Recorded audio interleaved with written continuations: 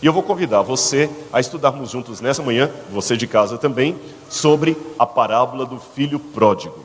Irmãos, eu queria convidá-los a abrirem a Bíblia no Evangelho de Lucas, capítulo 15, versículos 11 em diante. E depois que eu ler a Bíblia, eu queria que você ficasse com a Bíblia aberta. Evangelho de Lucas, capítulo 15, versículos 11 em diante. Assim que na verdade, com tantos celulares, hoje a gente tem que falar assim, vamos acessar a Bíblia no Evangelho de... Tem que atualizar, né? Vamos acessar aqui.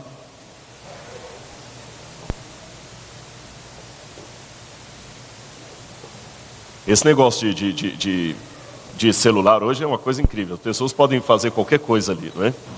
Dizem que num velório uma vez alguém perguntou para o outro assim, escuta, qual é a senha do Wi-Fi? Aí o outro indignado falou assim, respeite o morto. Ele falou, tudo junto?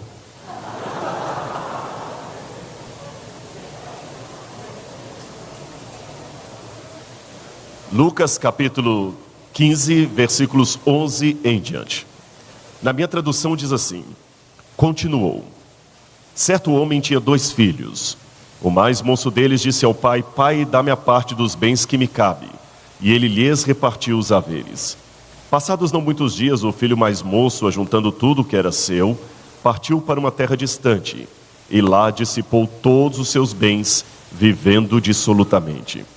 Depois de ter consumido tudo, sobreveio àquele país uma grande fome, e ele começou a passar necessidade. Então ele foi, agregou-se a um dos cidadãos daquela terra, e este o mandou aos seus campos a guardar porcos.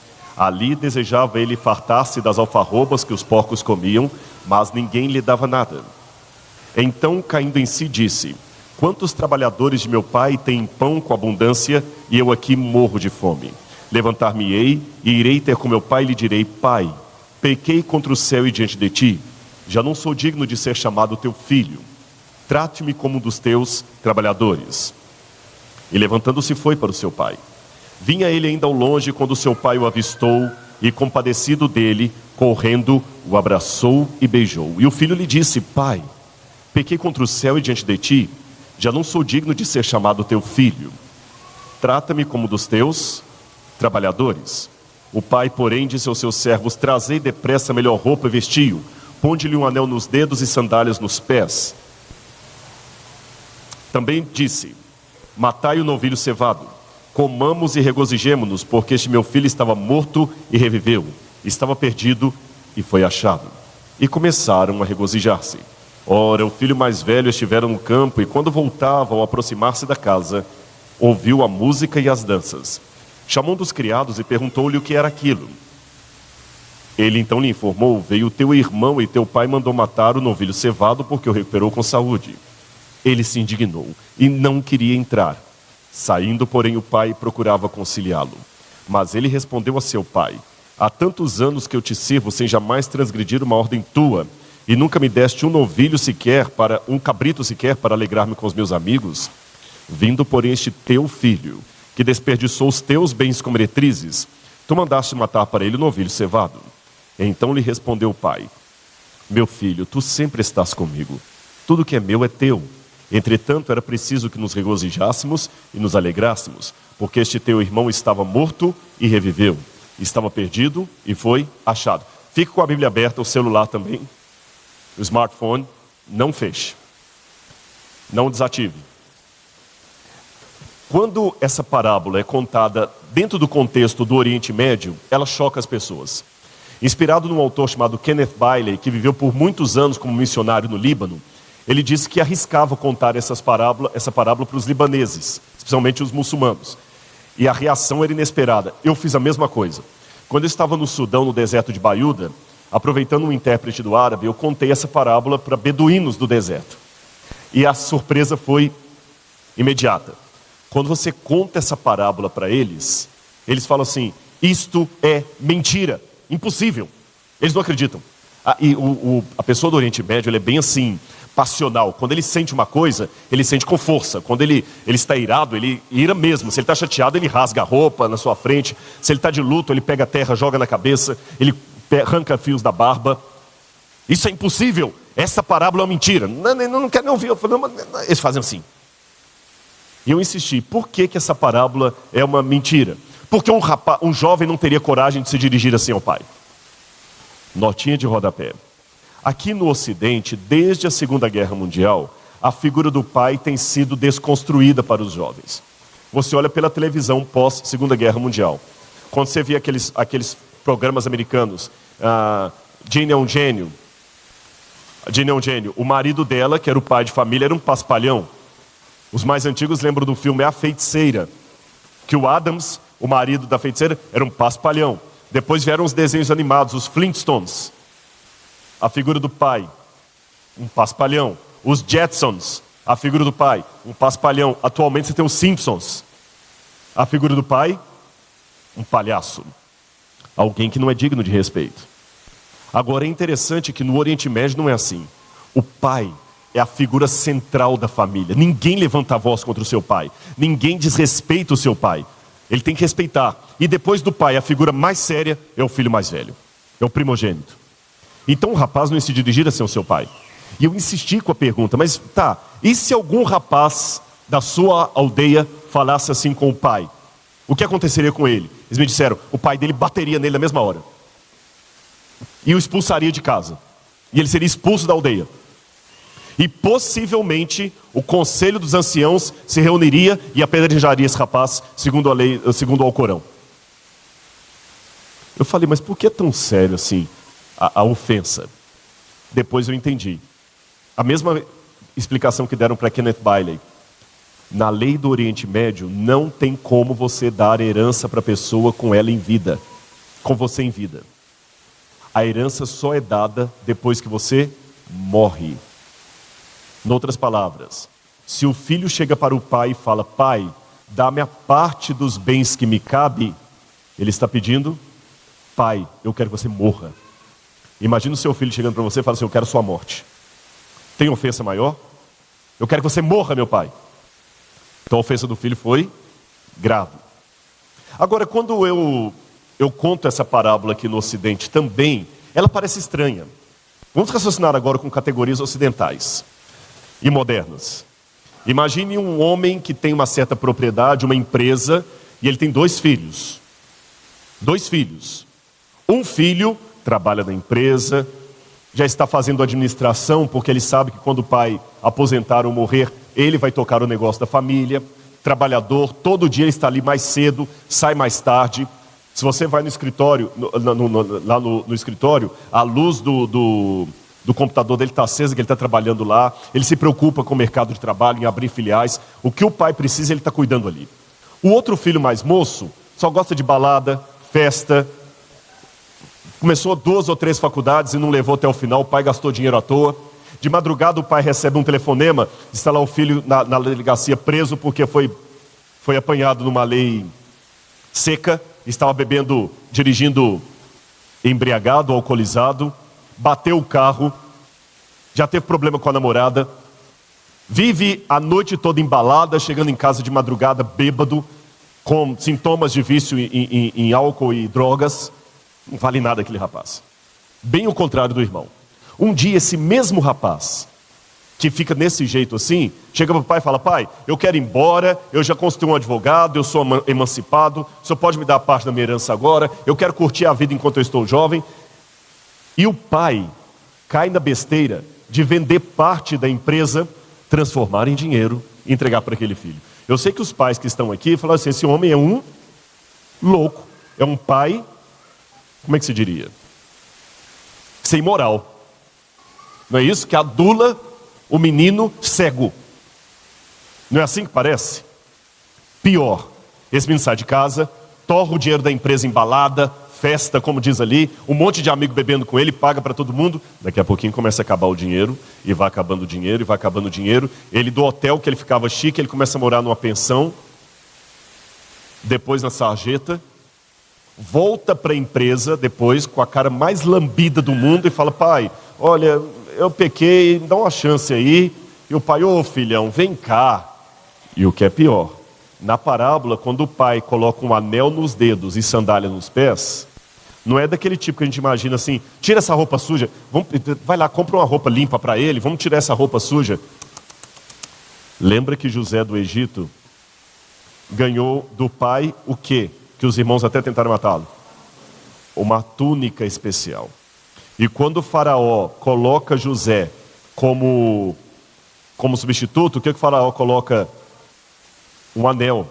Ponde-lhe um anel nos dedos, sandálias nos pés. Trazei depressa a melhor túnica e vestir. O pai estava dando um cargo de liderança para ele entre a tribo. Então, voltando à parábola moderna, o pai vira para esse menino e fala assim: olha, ele vai ser gerente agora da empresa, viu? Se você fosse o irmão mais velho, você ficaria indignado? Sim ou não? Você que está assistindo de casa, você ficaria indignado? Eu ficaria, claro. Olhando por esse ponto de vista assim, desculpa, eu estou com o irmão mais velho e não abro. Não quero causar uma polêmica na igreja, mas o irmão mais velho tem todo sentido de ficar revoltado. O outro acabou com a empresa, acabou com tudo. E o pai, e outra, pai, eu estou aqui trabalhando, o senhor nunca no meu aniversário me deu nem um carro. Agora chega esse teu filho aí. Olhando por essa ótica, a parábola parece ridícula. Escândalo para os do Oriente Médio, escândalo para os ocidentais. Mas eu não acredito que Jesus contava nenhuma história ridícula. Aquilo na parábola de Jesus que parece estranho, tem um motivo. Muito mais profundo do que nós imaginamos. Vamos tentar descobrir na Bíblia qual é. E tem mais um detalhe antes de continuarmos. A parábola parece que não tem fim. Se fosse uma novela mexicana, sabe aquelas novelas mexicanas? Sabe ou não? Vocês estão assistindo novela? Que vergonha. Assistam ao Novo Tempo.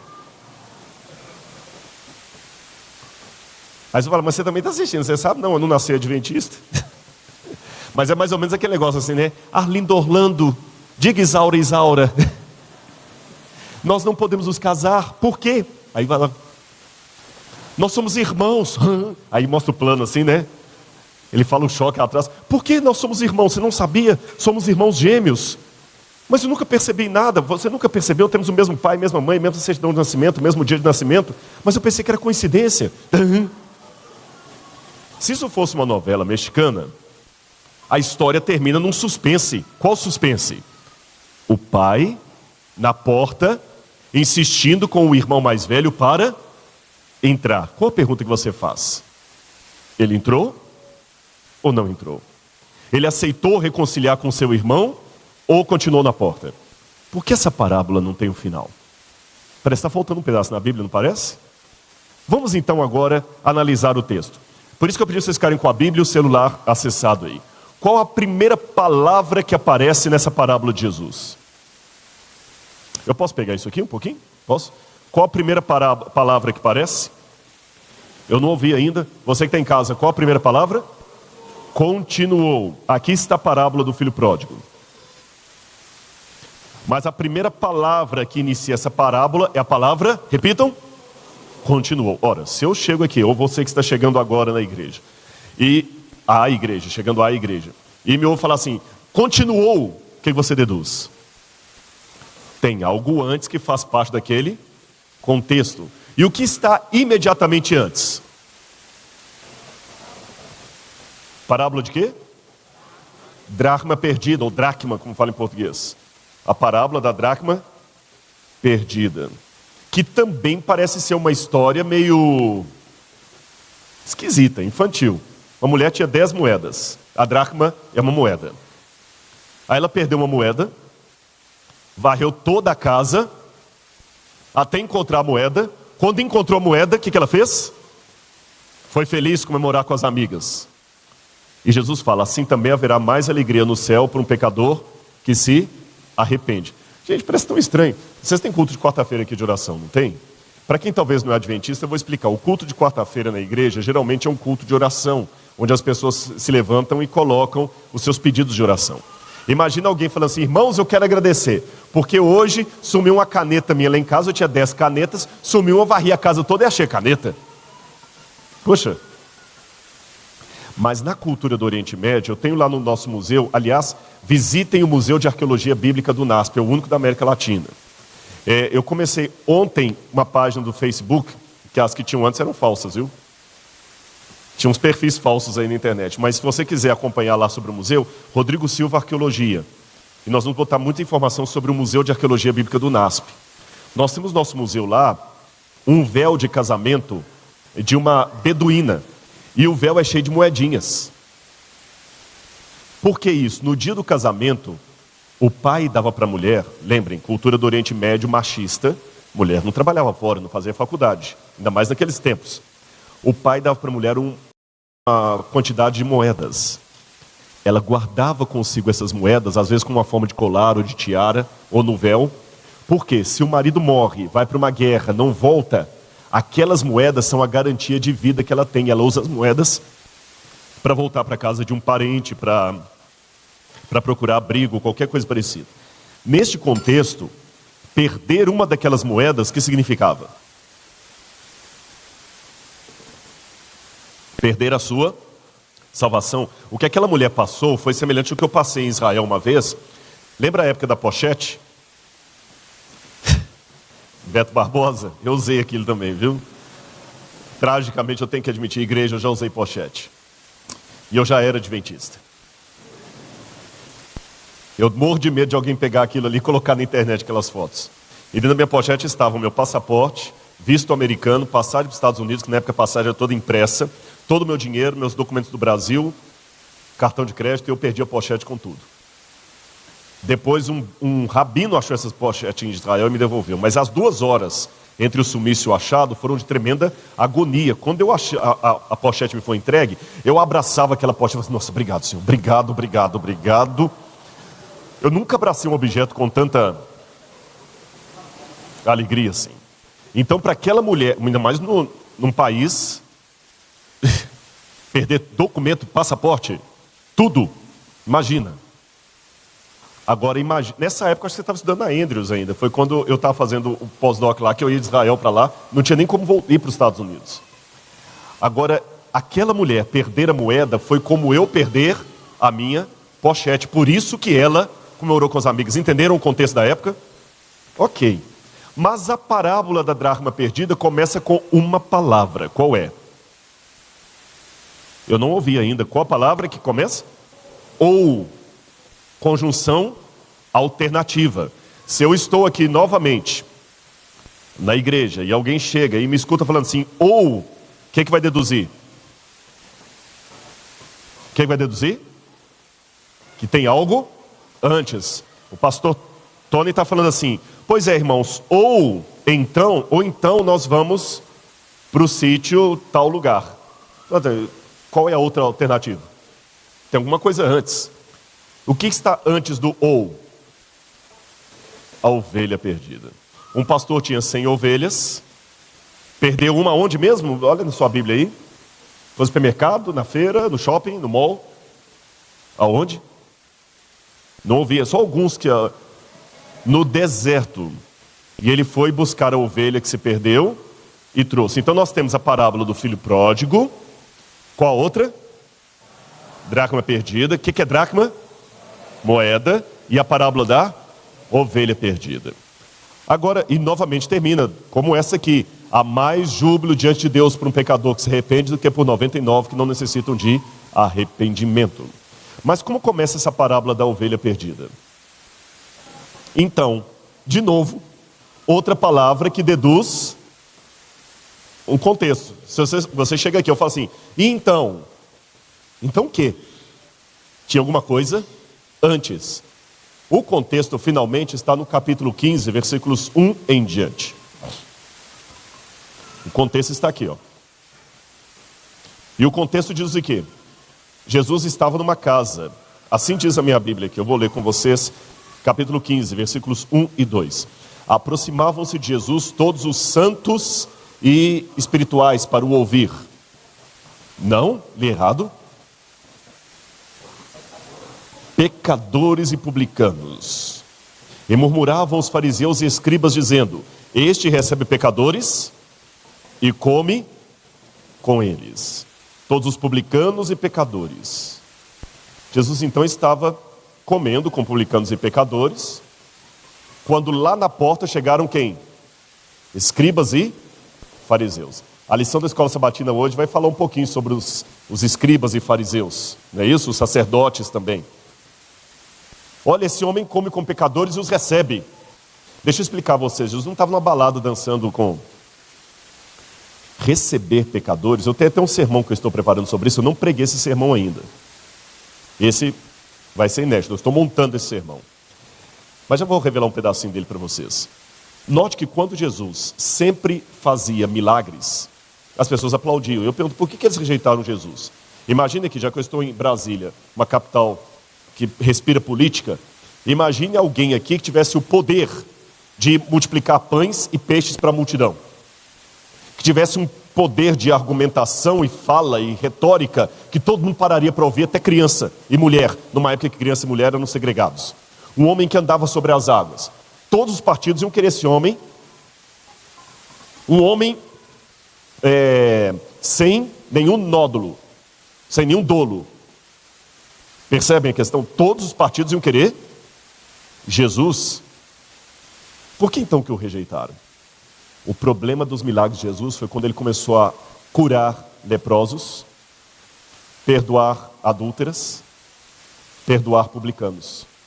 Esses incomodavam a ala conservadora do judaísmo, porque por mais que eles evitassem essas pessoas e os segregassem, para eles era importante que eles continuassem pecadores.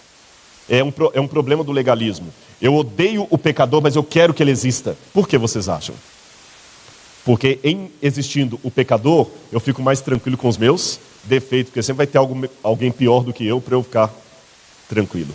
Quando Jesus começou a incentivar, a inserir estas pessoas na comunidade, na sociedade, Jesus se tornou persona não grata. Entendem? Quando ele começou a trazer Maria Madalena, quando ele começou a resgatar a pecadora de João 11. E, igreja, eu vou falar uma coisa que eu espero não escandalizá-los. Vocês sabiam que às vezes no nosso mundinho sócio-religioso, a gente tem uma visão muito pequena das coisas. Muito pequena. Você sabia que às vezes uma garota de programa aí pode ter uma mente mais pura do que muitas moças da igreja? A gente pensa em garota de programa sempre como alguém de mau caráter, mas muitas meninas às vezes estão fazendo programa, foram violentadas na infância pelo pai, pelo padrasto, pelo irmão mais velho, perderam todo o respeito pelo corpo próprio, às vezes foram entregues para a escravidão, tem um problema psicológico de desestrutura familiar, se tiver psicólogo aqui sabe o que eu estou falando, que a levou para aquele lado e nós rotulamos as pessoas. É aquela velha frase, temos que odiar o pecado como Deus odeia o pecado, mas amar o pecador que precisa de salvação. Jesus estava assim. Chegam os publicanos e pecadores. Chegam os fariseus e escribas. Jesus então deixa aquele pessoal ali dentro da casa, muito pacientemente, fala assim, tá bom, o que vocês estão reclamando? O senhor está comendo com publicanos e pecadores, está inserindo esse pessoal na sociedade. Tá bom. Posso contar 3 historinhas para vocês? Pode. Vou contar. Havia um pai que tinha 2 filhos, etc, etc. Pergunto para vocês, vamos falar da ovelha. A ovelha sabe que está perdida? Não? Sabe. Quem já teve cachorro aí? Quem já teve cachorro? Cachorro perdido sabe que está perdido ou não sabe? Ele pode não saber o caminho de volta, mas ele tem a sensação que ele está perdido. Boi, quando está perdido, o boi não fica desesperado? Até formiga.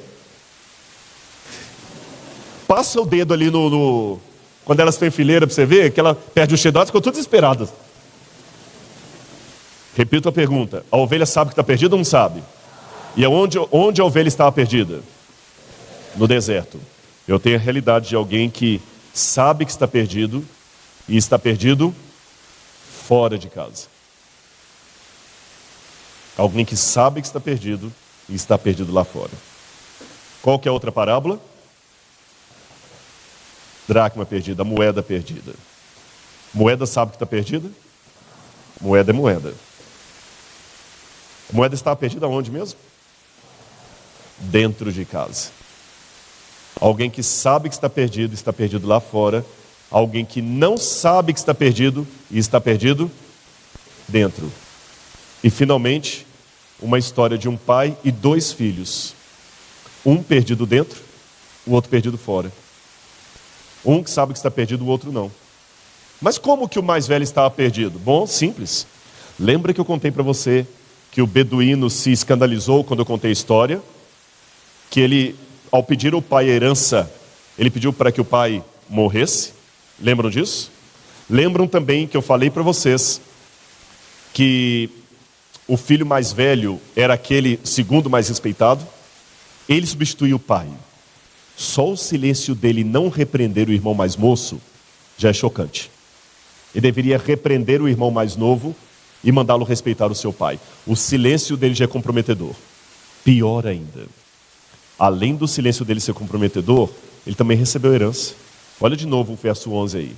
Certo pai tinha 2 filhos.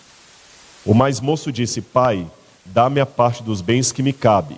E ele lhes repartiu os haveres. Plural. Lhes repartiu os haveres. Os 2, o mais velho também recebeu a herança dele. A única diferença entre os 2 é que o mais moço era mais sincero com seus sentimentos politicamente incorretos e o outro era hipócrita. E eu já aprendi na minha vida que Deus é menos ofendido pela sinceridade de um pecador do que pela hipocrisia de um santo. Não estou justificando que é correto o que você diz, mas pelo menos você é honesto com seus sentimentos. Um falava que tinha problema com o pai, o outro fingia que não tinha, mas os 2 receberam a herança. Um perdido fora, o outro perdido dentro. E quando o que é perdido fora retorna para o pai, o que está perdido dentro não aceita. Ele fica lá na porta reclamando: eu não vou entrar. Por que você não vai entrar para comer com a gente? Porque o Senhor está recebendo esse teu filho pecador, eu não vou entrar. Por que a parábola não tem um final? Simples. Se você prestar atenção nesse final aqui, ele repete justamente esse começo aqui. Onde Jesus contou essa parábola? À porta de uma casa, ele deixou lá dentro publicanos e pecadores, e veio até o portão para falar com escribas e fariseus. Vocês vão entrar e comemorar comigo, vão ficar reclamando aqui. Meu filho, você vai entrar e comemorar comigo, ou vai ficar reclamando aqui? Ou seja, você tinha nessa situação ovelhas perdidas que estavam dentro da casa lá e moeda perdida que estava aqui no portão. Ovelhas perdidas lá na casa sabendo que estavam perdidas, moedas perdidas aqui não sabendo que estavam perdidas. Os de dentro representando o filho mais moço, os de fora o filho mais velho. Perceberam? Moral da história. Eu não sei se nessa parábola, nestas parábolas que eu contei, você se identifica com o filho mais velho, você se identifica com o filho mais moço, não sei se você se identifica com a ovelha, não sei se você se identifica com a dracma, a moeda, mas de uma coisa eu sei da minha vida: quer perdido dentro ou perdido fora, eu tenho alguém que está à minha procura. Quer seja moeda, quer seja ovelha, eu tenho Deus que quer me salvar. Eu tenho alguém que está me procurando. E uma vez que você foi salvo, dê à graça de Deus a oportunidade de salvar outros também. Não fique aí fora reclamando: por que Deus salvou o outro? Deixa Ele fazer pelo outro o que Ele fez por você. Sabem qual é o meu papel na salvação? Não atrapalhar o papel de Deus.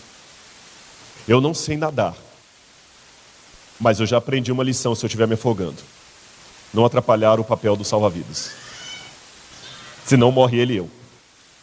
Deixa Deus te salvar. Deixa Deus, para com seu preconceito, com seu achismo, com a sua fama de achar que você sabe demais. Deixe Deus encontrar você onde quer que for, no deserto, dentro da casa, fora dela. Deixa Deus salvar você. O seu papel na salvação é não atrapalhar o papel de Deus. E uma vez que Ele salvou você, deixa Ele salvar o seu irmão também. Talvez uma das maiores dificuldades para muitos de nós é sabermos que Deus está querendo salvar com o mesmo empenho aquela pessoa que eu menos gosto. Aquela pessoa que mais me prejudicou, que eu menos gosto, é tão objeto do amor de Deus como eu. E o Espírito Santo quer levá-la para o mesmo céu para onde eu vou. Pense nisso. E no fim, não esqueça, a parábola não é sobre o filho pródigo, é sobre o pai amoroso e seus 2 filhos perdidos. o mesmo Pai que ama você e quer te levar para o lar. Que Deus nos abençoe. Amém?